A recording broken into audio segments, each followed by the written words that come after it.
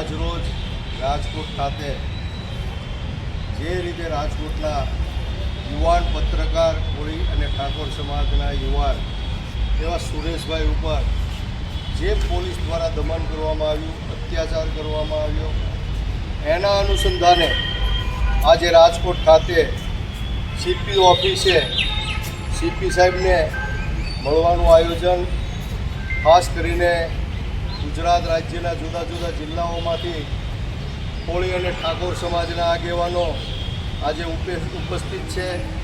એમાં ખાસ કરીને મુકેશભાઈ રાજપરા હોય, શામજીભાઈ ડાંગર હોય, રમેશભાઈ મેર હોય, પિન્ટુભાઈ કોળી હોય, સંજયભાઈ હોય, અનેક આગેવાનો આજે આ જે સુરેશભાઈ ઉપર જે કૃત્ય ડીસીપી જગદીશ બાંગરવા દ્વારા કરવામાં આવ્યું છે, આ સમાજને અને અન્ય સમાજને 18 વર્ણને આ ઘટનાને લઈ અને ખૂબ જ પીડા છે. મારે આજે આ પોલીસ અધિકારીઓને કહેવું છે, સીપી સાહેબને કહેવું છે કે જે લાગતા વળગતા અધિકારીઓ એને કહેવું છે, અને ખાસ કરીને ગુજરાતના ગૃહ રાજ્યમંત્રી હર્ષ સંઘવીને કહેવું છે કે મોટી મોટી ફાંકા ફોજદારી અને મંચ ઉપરથી ડાયલોગબાજી કરવાથી કશું થતું નથી. આવા નિર્દોષ યુવાનોને, પત્રકારોને તમે પોતાની કસ્ટડીમાં લઈ અને બિલ્ડરોના ઇશારે, ભૂમાફિયાઓના ઇશારે તમે એની ધરપકડ કરી અને એને સ્ટાફ દ્વારા કસ્ટડીમાં લઈ જઈ અને એને તમે ઢોર માર મારો, એને ઊંધો લટકાવો, એના કપડાં કાઢી નાખો, કપડાં કાઢીને એને પટ્ટા અને ધોકા વડે મારો. આનાથી તમને સંતોષ ન હોય અને તમારી બહાદુરી બતાડવાની હોય ત્યારે તમે પેટ્રોલ મગાવી અને આ યુવાનના ગુપ્તાંગમાં એના પ્રાઇવેટ પાર્ટની અંદર પેટ્રોલ નાખી અને તમે અમાનવી કૃત્ય કરો. હેવાન પણ આવા કૃત્ય કરતા શરમાય એવું કૃત્ય તમે પોલીસ અધિકારી તરીકે ડીસીપી જગદીશ બાંગરવા, મારે આ જગદીશ બાંગરવાને કહેવું છે કે ભાઈ, આ જે યુવાન છે કદાચ એણે ગુનો કર્યો હોય, એણે કોઈની પાસે પૈસા માગ્યા હોય, એણે ખંડણી માગી હોય તો તપાસ કરી આ કાયદાની અંદર જે જોગવાઈઓ છે એ જોગવાઈ પ્રમાણે એના ઉપર તમામ કાર્યવાહી થવી જોઈએ. એમાં અમે લોકો પણ સહમત છીએ. કોઈ પણ ગુનેગારોને બચાવવા માટે, એની ભલામણ કરવા માટે કોઈ કોળી સમાજ તૈયાર નથી.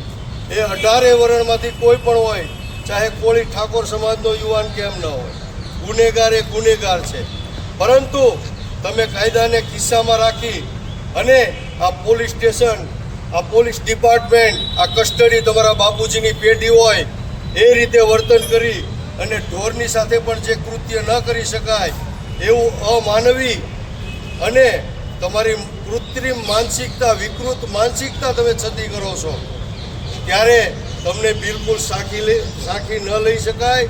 આ 18 વર્ણની હું વાત કરું છું.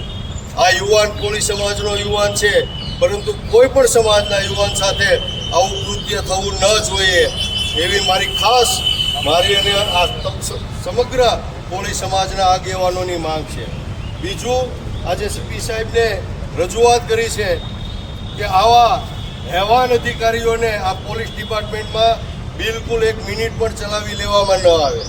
કારણ કે આવા અધિકારીઓ પોલીસ ડિપાર્ટમેન્ટ ઉપર લાંછન લગાડતા હોય, પોલીસ ડિપાર્ટમેન્ટની વર્દી ઉપર કાળા ડાઘ લગાડતા હોય, આવા અધિકારીઓને તાત્કાલિક એની વર્દી પટ્ટા ઉતારી અને ઘર ભેગા કરવા જોઈએ, એ પણ અમારી માંગ છે. બીજું, આજની તારીખે પણ સુરેશભાઈ ક્યાંક ને ક્યાંક સંડોવાયેલા હોય, ગુનામાં હોય તો એની ઉપર કાર્યવાહી થવી જોઈએ, એ પણ અમે આજે રજૂઆત કરી છે. પરંતુ મારે આજે હર્ષ સંઘવીને કહેવું છે કે તમે અને તમારું પોલીસ ડિપાર્ટમેન્ટ આવા નબળા અને પછાત સમાજના યુવાનો ઉપર બહાદુરી બતાવે છે, સિંઘમગીરી બતાવે છે, ત્યારે મારે તમને કહેવું છે કે ગુજરાતની અંદર કાયદો અને વ્યવસ્થા બિહાર અને યુપી કરતાં પણ બદતર થઈ ગઈ છે. ખુલ્લેઆમ બુટલેગરો દારૂના ધંધા કરે છે. ખુલ્લેઆમ ગુજરાતની અંદર ડ્રગ્સ કરોડો રૂપિયાનો ડ્રગ્સ ગુજરાતની અંદર પ્રવેશ કરે છે. ભૂ માફિયાઓ, ખનીજ માફિયાઓ ખુલ્લેઆમ મર્ડરિસ્ટો ખુલ્લેઆમ ભરે છે. એમાં 80% તમારા પોલીસ અધિકારીઓની મિલીભગત અને સાઠગાંઠ છે. બહાદુરી ક્યાં બતાડો, એના વરઘોડા કાઢો, સામાન્ય લોકોના વરઘોડા કાઢી અને તમે બહુ બહાદુરી બતાવવાના અને તમારા સિંગમગીરી બતાવવાના ધંધા બંધ કરશો. આવનારા દિવસોમાં જો આ અધિકારી ઉપર કાર્યવાહી કરવામાં નથી આવી તો આજે અમે આવેદનપત્ર આપ્યું છે, પરંતુ આવનારા દિવસોમાં આમાં પરિણામ નહીં આવે તો સમગ્ર ગુજરાતનો કોળી અને ઠાકોર સમાજ, અન્ય સમાજના લોકો પણ રોડ ઉપર આવી અને સમગ્ર રાજકોટ જિલ્લાની અંદર, રાજકોટ શહેરની અંદર આ પોલીસ સ્ટેશનને, આ સીપી ઓફિસને ઘેરાવ કરશે અને ઉગ્ર આંદોલન, આક્રમક આંદોલન કરવા માટે મજબૂર બનશે. આભાર. જય કોળી સમાજ, જય વીર માતા, જય જય ગરવી ગુજરાત.